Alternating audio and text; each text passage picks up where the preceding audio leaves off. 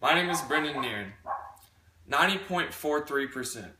To you, this may just be a simple number, but to millions of statistical-minded people, this is way more.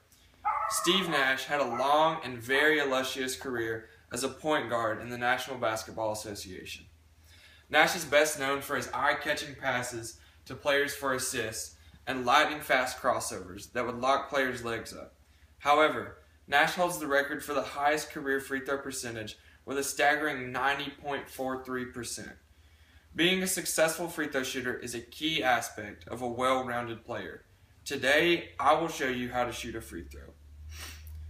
The first aspect of being a successful free throw shooter is to always have good focus.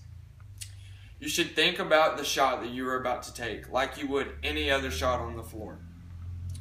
You should always visualize the ball going in before you actually shoot it. And third, use your time at the free throw stripe.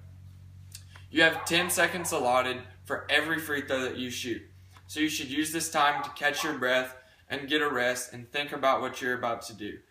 You can do anything in the free throw area just as long as you don't leave it, or that will cause a lane violation, and even if you make the free throw, it won't be counted.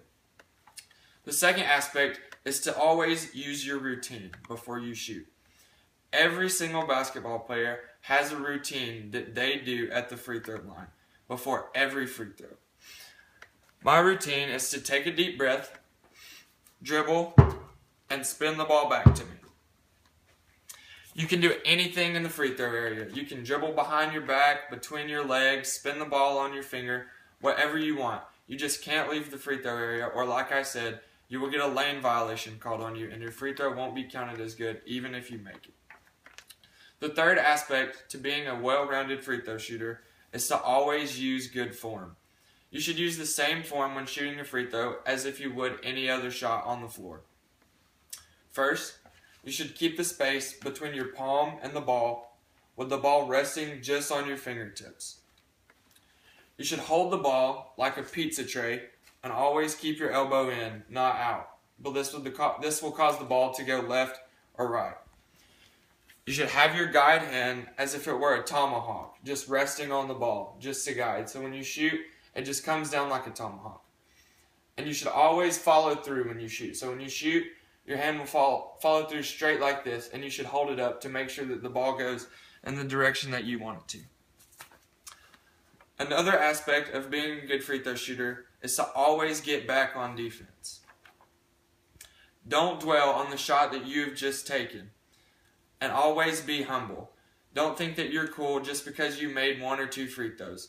You shouldn't think about it as being selfish, like as if you're padding your stats because you just scored. You should always think 5 equals 1. The 5 players on the court are equal to you, and y'all have the same goals, so you're working towards the same thing. So basically, if you score, your teammates score, and if your teammates score, you score. You're working toward a common goal. Third, always play defense after you have just made a free throw. There could be a situation where you're down by 2, you get fouled on a shot, and you have to go to the free throw stripe to make both free throws so you can tie the game. But there's only 10 seconds left. You make the first free throw and do your routine like you normally would. And then you get the ball back for the second free throw. The ref gives you your ball back. You go through your routine, think about the shot, take a deep breath, and use good form and make the second free throw. But you have to lock up on your man and find him right after you make the shot. This way he doesn't get an easy layup to win the game on a buzzer beater. Being a successful free throw shooter is a key aspect to being a well-rounded player. It is virtually impossible to shoot 100% from the stripe, considering nobody in history has ever accomplished such a thing. Don't let this discourage you though, because practice does make perfect, and the more you practice shooting your free throws with correct form, the more confident you will be in your ability to make that clutch free throw.